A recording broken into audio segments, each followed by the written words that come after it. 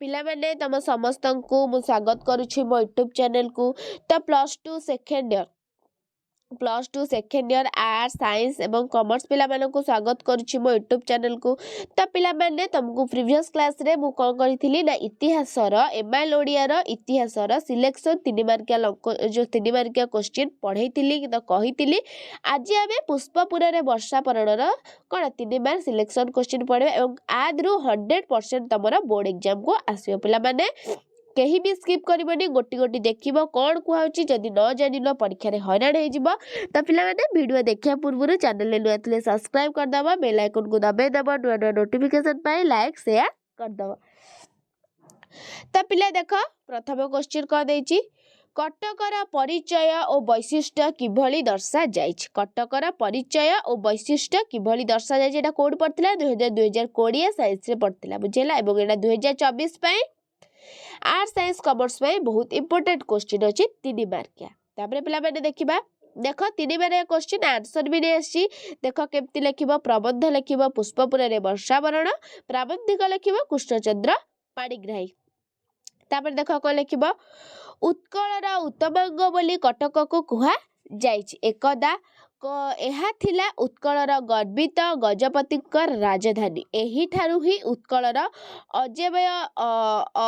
अजय बाहिनी झटिका बेगरे दुर्गरु दुर्गतर को गति करी चलीथिले। एही ठारू बहु कवि ज्ञानी गुणी और कर्मी उत्कलर महानिशारे उजागर रही ज्ञानदीप जाली देई गले। तापरे देखो नेक्स्ट सिलेक्शन क्वेश्चन 3 मार्किया लेखक जन्मभूमि रूपचित्र उपस्थापन कर। लेखक जन्मभूमि रूपचित्र सेमती लिखिबा पिले प्रबंध पुष्पपुर रे वर्षा वरण प्राबंधिक कृष्णचंद्र पाणिग्राही वर्णना करी कहिचंती जे लेखक जन्मभूमि हेउची ना भारतर सारभूत उत्कल भूमि। एहार एक दिगरे पुग पुन्नाग ताल तमाल तांबूल और नारिकेल वन विषभित बेलाभूमि। अन्य दिगरे तुंग शिखरी मंडित निबिड़ वनराजी। एहा कोटी वीर प्रसविनी कोटी कीर्तिकराटिनी तटिनी तटमालिनी प्रच्छन्न रत्नधारिणी सुजला सुफला और शस्य श्यामला। मात्र एबे एहा पतिता लांछिता और खंडिता। तापरे पिला माने नेक्स्ट सिलेक्शन क्वेश्चन कौन देला उत्कल भूमिर दुई दिगर वर्णना कर। दुई दिगर उत्कल भूमिर वर्णना करबा कोन ना प्रबंध देला पुष्पपुर रे वर्षा वरण प्राबंधिक कृष्णचंद्र पाणिग्राही वर्णना करछंदी कोन उत्कल भूमि एक पवित्र भूमि। कोन ना उत्कल भूमि एक पवित्र भूमि। एहार गोटिए दिग पुग पुन्नाग ताल तमाल तांबूल और नारिकेल वन विषभित एवं महोदधीर बेलारे बलित। अन्य दिगटी कोन ना तुंग शिखरी समाकुल निबिड़ वनराजीर असरंती श्याम शोभारे अपरूपा मंडित। तापरे पिला माने परवर्ती सिलेक्शन क्वेश्चन को देला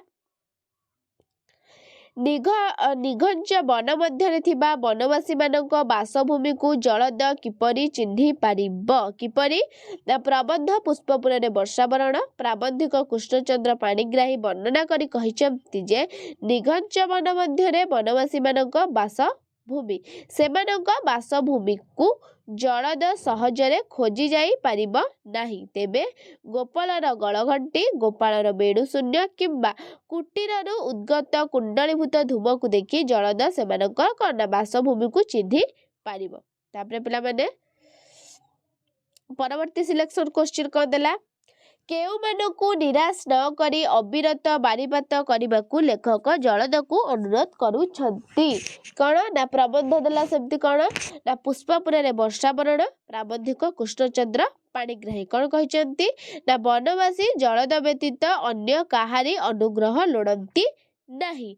सोदार्जित धनरे सेमाने उदार पोषण करंती।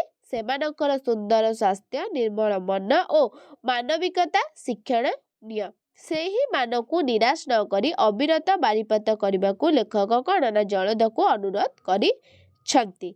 तापरे पिला माने को देला देखिया परवर्ती सिलेक्शन क्वेश्चन संबलपुर अंचल रे नारी मानक संपर्क रे लेखक कौन वर्णना करिसंती। संबलपुर अंचल नारी मानक संपर्क रे लेखक कौन ना प्रबंध प्राबंधिक ना केबे भी लेखिबा को भूलिबनी पिला माने एटा रे होची तमे 1 मार्क ପାଇବ।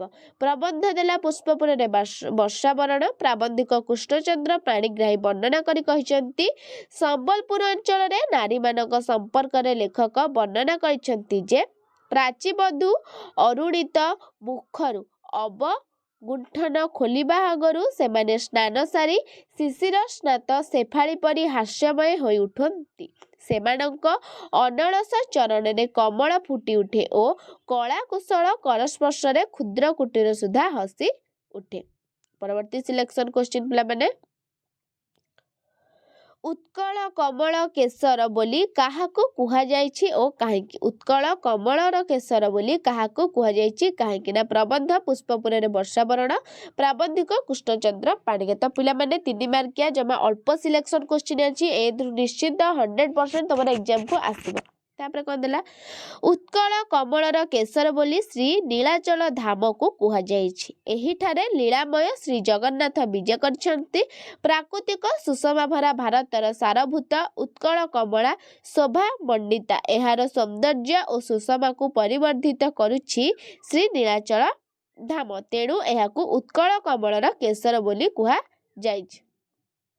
ନେକ୍ସଟ କ'ଣ ଦେଲା, ପଠିତ ପ୍ରବନ୍ଧରେ ଗୋପବନ୍ଧୁଙ୍କ ରୂପଚିତ୍ର କିଭଳି ଚିତ୍ରିତ ହୋଇଛି ବର୍ଣ୍ଣନା କର। ପଠିତ ପ୍ରବନ୍ଧରେ ଗୋପବନ୍ଧୁଙ୍କ ରୂପଚିତ୍ର।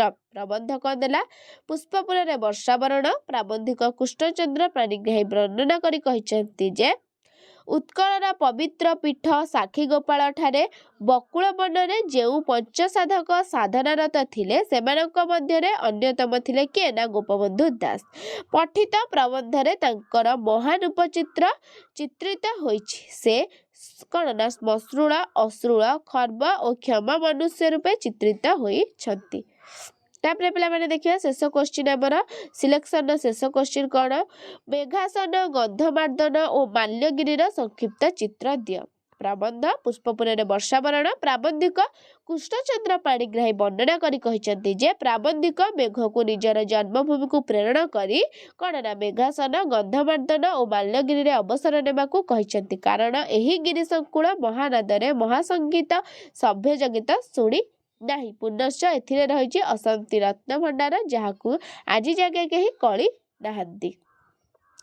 ତ ପିଲାମାନେ ଇଏ ଥିଲା ତମର 3 ମାର୍କିଆ ସିଲେକ୍ସନ କେବଳ ପୁଷ୍ପପୁରରେ ବର୍ଷାବରଣ। କେବଳ ନେକ୍ସଟ କ୍ଲାସକୁ ତମକୁ 3 ତୁଣ୍ଡରେ ବି 3 ମାର୍କିଆ ସିଲେକ୍ସନ କ୍ୱେଶ୍ଚିନ୍ ନେଇ ଆସି ପିଲାମାନେ ସମସ୍ତେ ଟେଲିଗ୍ରାମ ଗ୍ରୁପରେ ଜଏନ୍ ହେଇଯିବ। ଏଇ କ'ଣ ନା PDF ଟା ଟେଲିଗ୍ରାମ ଗ୍ରୁପରେ ଅପଲୋଡ଼ କରିଦେଇ ପିଲାମାନେ ଭିଡ଼ିଓଟି ଭଲ ଲାଗିଥିଲେ ଲାଇକ୍, ସେୟାର, ସବସ୍କ୍ରାଇବ କରିଦେବ। ରହୁଛି, ଧନ୍ୟବାଦ।